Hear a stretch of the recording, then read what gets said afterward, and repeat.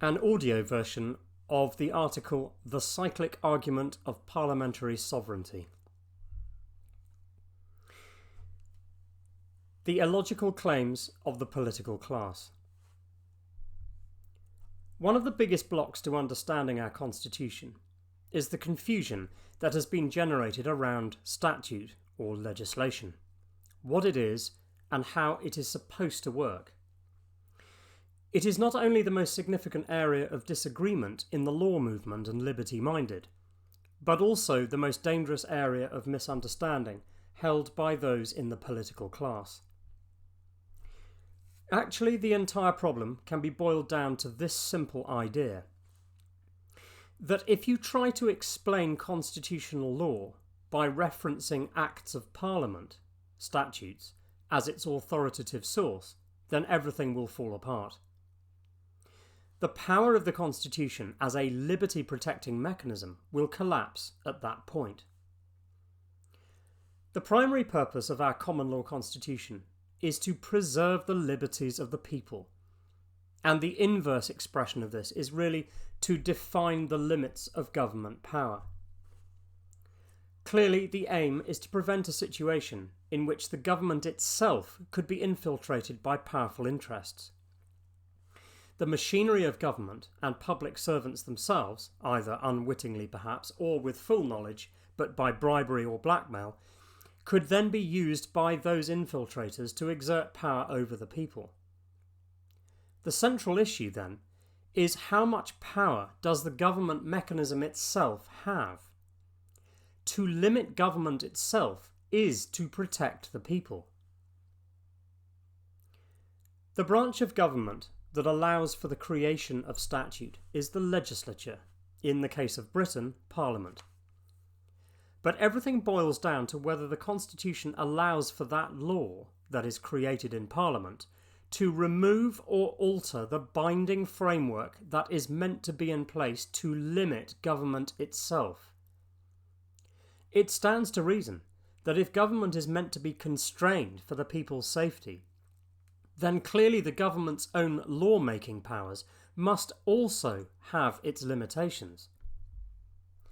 In fact, this can be demonstrated simply by the fact that any statute created in Parliament can be altered or repealed by any subsequent Parliament at a later date. No legislation binds any future Parliament. It's a simple principle. This proves that statutes have no long-lasting power over the legislature, because the legislature itself has power over all legislation. Claims made in Parliament about the fictitious constitutional statutes are dealt with shortly. If Parliament could write or alter constitutional law using their statutory powers, then what would be the point of the Constitution? Furthermore, if constitutional law is meant to be binding on Parliament, then clearly statutory law cannot be used for that purpose, as no statutes can bind future Parliaments. If Parliament could write constitutional law, that would ultimately allow government to do anything it likes, and to give itself whatever powers it wishes to exercise, and that would make a mockery of the constitutional principles, and is why this claim is totally illogical.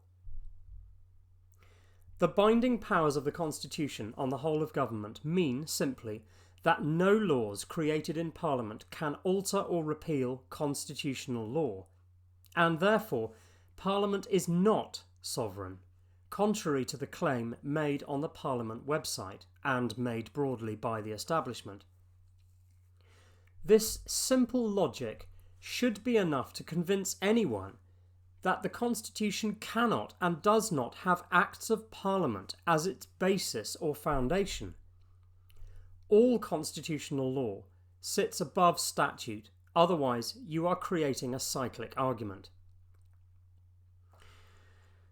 And a quotation from Ken Dewdney's Democracy Defined the Manifesto, 2020, 3rd edition, page 68. As distinct from supreme constitutional customary common law, Statute law is written law passed by the legislature, that's Parliament or Congress, and enacted into law on its passing by the head of state. Whereas constitutions are permanently binding, statutes do not bind subsequent parliaments and cannot form or be part of a constitution. As I said, Ken Dewdney, Democracy Defined, The Manifesto, 2020, 3rd edition, page 68. The Coronation Oath. A fundamental part of the authentic constitution is the Coronation Oath, which is taken by the most senior public servant of the land, the King or Queen.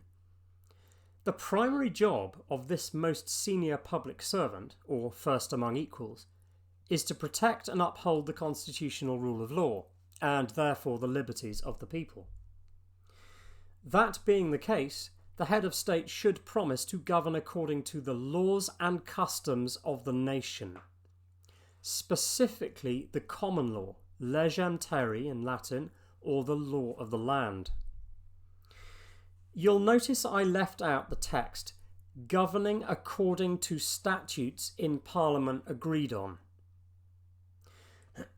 which was added into the Act, which I'm coming on to shortly. The head of state should not be promising to uphold statutes because it isn't needed. Why? Because all statutes must already be in alignment with the constitutional law, the common law, in order to exist at all. No bills of Parliament should be ratified by that same head of state if they are repugnant to the Constitution.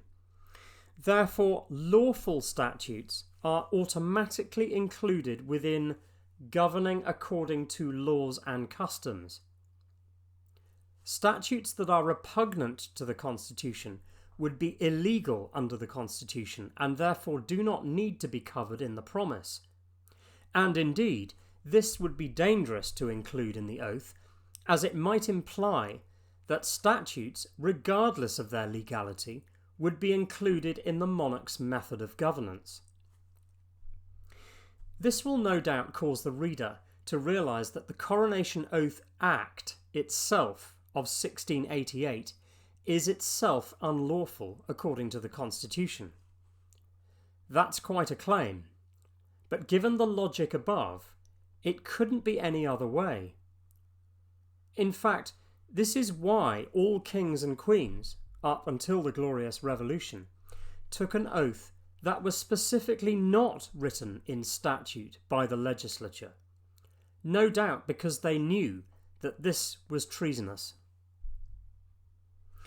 It is interesting to note that Queen Elizabeth II and King Charles III did indeed leave out the governing according to statutes in Parliament agreed on in their oath.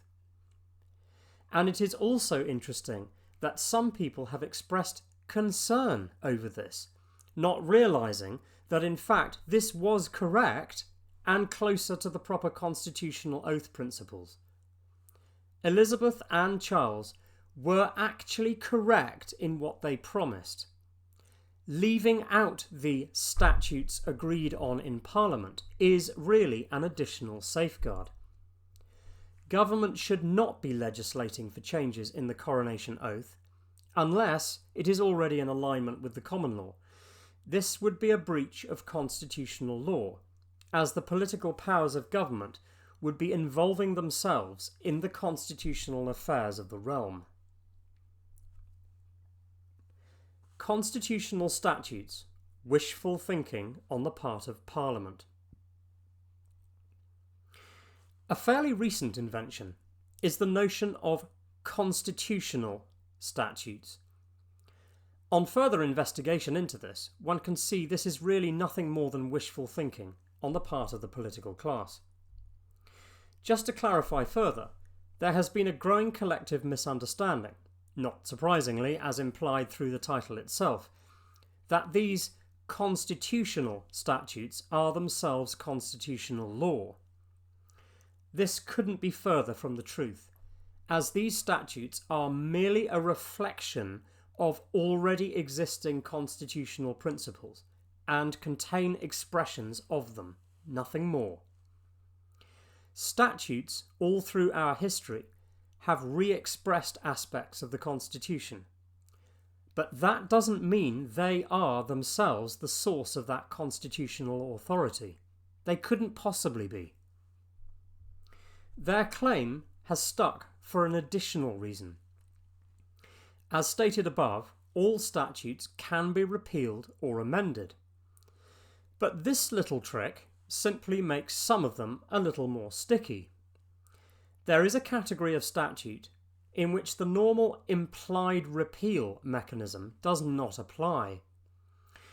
Under normal circumstances, with statutes that do not fit this category, a later statute can repeal an earlier one to the extent of any conflict that exists between them. This is called implied repeal. This simply means that statutes of this category are to be safeguarded against later repeal by that implied repeal mechanism. This only prevents the repeal impliedly, i.e. it can still be repealed explicitly. This is a devious little trick, because the term constitutional statute is totally misapplied. It only means that there is an extra step that a future Parliament is required to go through in order to amend or repeal that statute. It affords a little bit of extra protection only, but in no way could this be described as constitutional. This term deceitfully miseducates those in the political class and the broader public about the powers that this mechanism provides. It causes parliamentarians and their establishment colleagues to believe the absurd notion that the legislature can write constitutional law. It is also worth remembering that although government can reflect constitutional principles within their own statutes, there is also the danger that contradictory material can also be inserted within the very same statute. And the Bill of Rights of 1689 is a perfect example of this, hence why it is dangerous. Another example that has taken hold is the 1297 version of Magna Carta, the Edward I statute. This is not a version of anything, least of all the Magna Carta, but is instead merely an expression of some of the principles that bind government through the original Great Charter of 1215. Although it is on the statute book, that doesn't replace the 1215 Great Charter. The invention of this notion that it is Parliament itself that is the source of constitutional law and the authority behind the rule of law is the most dangerous distortion and could be described as the single most pernicious desecration of the authentic rule of law that we have seen in English or British history. And quoting again from Ken Dewdney, Democracy Defined, the Manifesto 2020, 3rd edition, page 69, statutes made by Parliament or Congress do not bind subsequent administrations, which may decide to amend, repeal or supersede a statute. But no Parliament made Magna Carta.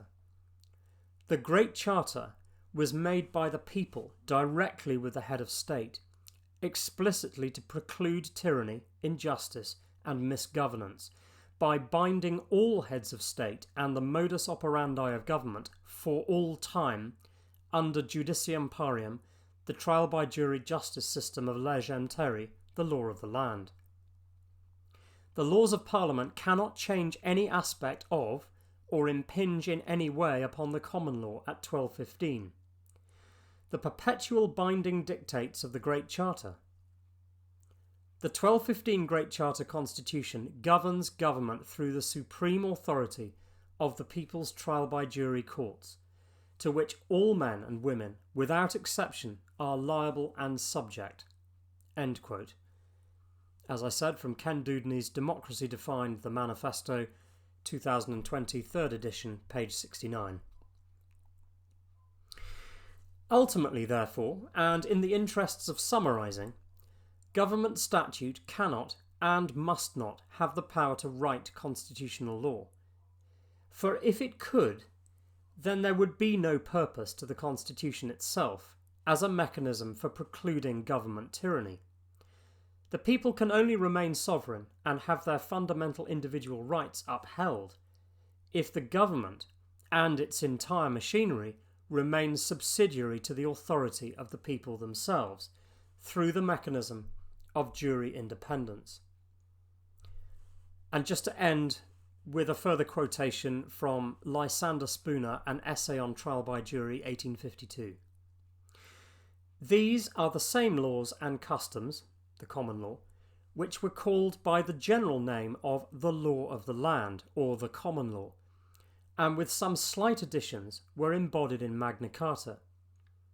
This oath not only forbid the king to enact any statutes contrary to the common law, but it proves that his statutes could be of no authority over the consciences of a jury, since it was one part of this very common law itself, that is, of the ancient laws, customs and liberties mentioned in the oath, that juries should judge of all questions that came before them, according to their consciences, independently of the legislation of the king. As I said, Lysander Spooner, An Essay on Trial by Jury, 1852. Thank you for listening. WJK, January 2023, updated October 2024.